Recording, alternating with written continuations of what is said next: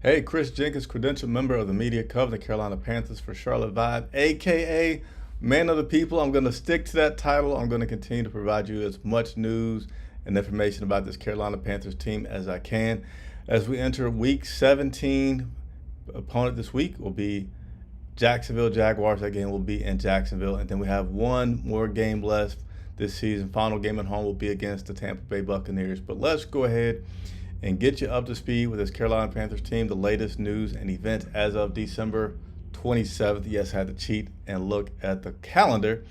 But do me a big favor, hit that like button, subscribe to the channel if you have not already done so. As you know, YouTubers ask for it because it helps us continue to grow and do what we love to do, and that hopefully what you enjoy watching. So as I get ready, I think, man, I forgot to load up my screens. That's something that I've been doing a lot lately. But we're going to go through the injury report, and then we're going to go through, let's do transactions first. Let's go ahead and start with these latest transactions for the Carolina Panthers.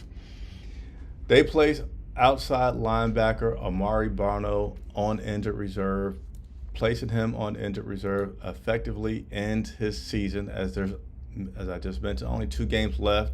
Injured reserve is about 4 games, so he will not be with his team anymore this season.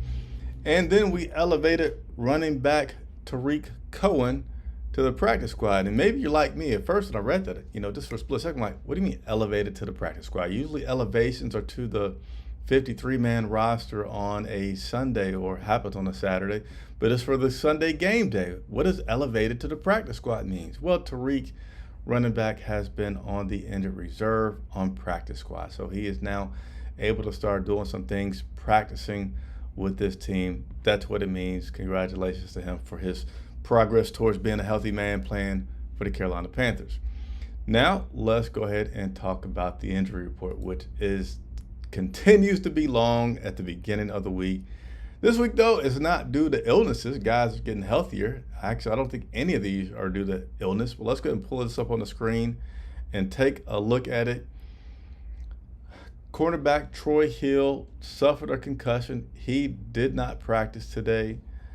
Offensive tackle Ikem Ekwonu, which, might I add, Ekwonu was the highest graded offensive lineman this week. A guy that had extremely heavy criticism previously this season due to his performance, coming on strong. But let's continue with this list. Ekwonu dealing with the foot. He did not practice today. Cornerback J.C. Horn with the toe injury did not practice today. Linebacker Frankie Louvu dealing with a quad, did not practice today. Adam Thielen, rest, did not practice today. And congrats to Adam. I think, I didn't look at it before the video.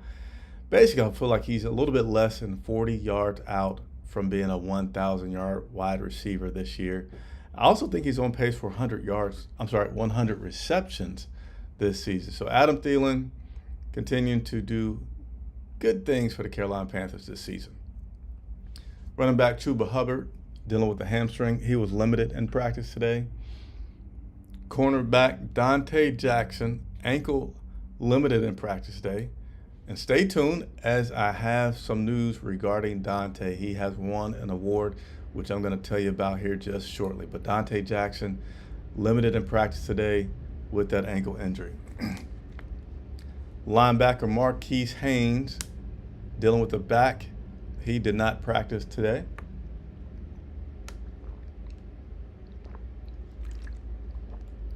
Offensive tackle Taylor Moulton get his traditional rest day.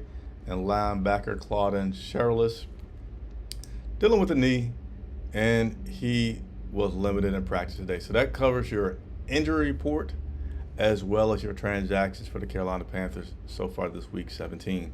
Got a comment here that we're going to throw on the screen. Hey, Chris, you're back, and welcome back. The Panthers interim coach definitely seems like a very likable person. Yeah, Chris Tabor is, I'll share my experience first time meeting him. He comes in, gives me a pat on the back, says, hey, guys, and starts his press conference. So, yeah, he's a very likable guy. And to be honest with you, there's quite a few people on this team that are likable guys, even though they may not be doing their job right. So, cool that you recognize that. Shaked, as I always like to point out, the personal aspect of these guys that are playing this sport. So speaking of Chris Tabor, let's go ahead and talk about his meeting with the media today. Not honestly a whole lot coming out of Bank of America Stadium today, as they are currently preparing, actually maybe taking place very shortly here, the Duke Mayo Bowl, an interesting bowl name and sequence of events that they have at that. But that's taking place here shortly in Charlotte at Bank of America Stadium. Chris commented on the fact that Tommy Tremble, tight end, which I noted after the game on Sunday, the guy's doing some good things. Had some career highs this past Sunday. I believe it was 4 catches, almost 60 yards worth of yards that he picked up this Sunday. So hopefully, all these guys, you hope they continue to just get better and get better, to do nothing but help the team out as a whole. But he did acknowledge that Tommy Tremble has been a guy that has been doing pretty good and is growing. And overall for this team, he says he sees guys playing more confident, and can't say why, but just it's a great locker room. He says it's a great thing that they are a tight locker room. It is something that's given this team a lot of confidence. A lot of these guys support one another. It's a brotherhood. And he gave an example about, as we all know, Christmas just happened recently, and there was a white elephant gift thing that I don't think I've done a white elephant gift scenario. So somebody invited me to a white elephant gifting party, but nevertheless, they had one. He said, though Tommy Tremble is growing with his, performance on the field, he has to work on his off-field performance, because he, for 2 years in a row, has gotten the worst of the gifts when they do the exchange. Would not say what that gift was. I'm sure we're going to do some poking and prodding to try to figure out what it was. But again, tight locker room, a lot of confidence, and it feels like the team is playing well. And that Bryce gave Bryce kudos as far as Bryce's growth, saying that, you see Bryce still do some things that just you don't see rookie quarterbacks do, some older quarterbacks do. Mentioned that he even has come in recently, I think he said this week, to the weight room early, and he's in there watching tons of film. So, that's good. I'm personally not going to talk about that too much, because I feel like at the beginning, let me know how you guys feel, but I certainly feel like at the beginning of the season, hold on, I got to take a quick drink. We heard so much about how Bryce is not your typical rookie. And I'm not saying that he is. I'm not saying that he's a terrible player, but I just know as a rookie, he's taking time to develop, which is fine.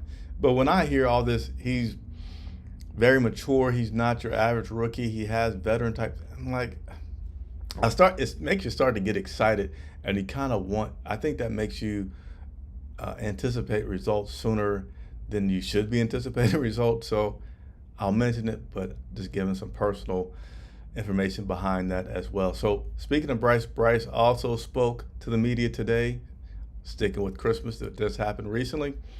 He said, man, my parents just beat me at Christmas gifts every year, particularly my dad. And he says, I'm not on their level yet. Hopefully I'll get there one day, but right now he's not even competition. His dad does a great job, which, he should. He has the advantage. He's been on this earth twice as long as Bryce and knows his kid very well. And, us parents, we love our kids. So that's pretty cool to see. Glad that he shared that. And then just about his performance last week, said it was good, but that doesn't give you any credit towards the game this week. The score still starts out 0-0. They still have to go out there and they have to earn it. And he just wants the team to start faster. They really wanted to build off of that game in Atlanta where they had that last drive for 90 yards with the score. Saw improvement still Sunday versus the Packers, but still overall, slow start in the first half. Wants to get a better start to this team. And hopefully that will result in this Carolina Panthers team getting their first road win. Yes, we have not gotten our first road win. Hopefully we'll be able to do so. This is our third time in Florida. We have played Miami, we have played Tampa, and now Jacksonville. We have the Florida sweep, okay? So hopefully the third time is the charm, where we can go down to Jacksonville, spoil their Christmas, or spoil, in this case, their New Year, and get our first road victory and our first victory in the state of Florida this year in 3 tries. So let's go to Dante Jackson. Congratulations, my man Dante Jackson. He is the team's winner of the Ed Block Courage Award. Again, Dante Jackson is the team's winner for the Ed Block Courage Award, and that award, given to Dante mostly because of his comeback from the injury that he had last year, and just honoring his leadership on this team. But the award itself recognizes players from each team who exemplify, and I got to read this, exemplify commitments to the principles of sportsmanship and courage. And each year they're honored at a special banquet in Baltimore in the spring. So congratulations to you, Dante Jackson, for that. And we still have Bradley Bozeman, Walter Payton Man of the Year nominee. We'll see if that is something that he's able to achieve and win. Would be the first person since great linebacker Thomas Davis won that award. So as always, thank you all so much for watching. Thanks for the support. Hit that like button, subscribe to the channel. We'll continue to bring you updates and news on this team every single day, as well as going into the off season. Yes, we're going to cover the combine. We're going to cover who they may draft. That's something that we have not done before, but you can't be man of the people if you don't give the people what they want, right? So look forward to that coverage as well. Thank you everybody for watching. I'm Chris Jenkins for Charlotte Vibe.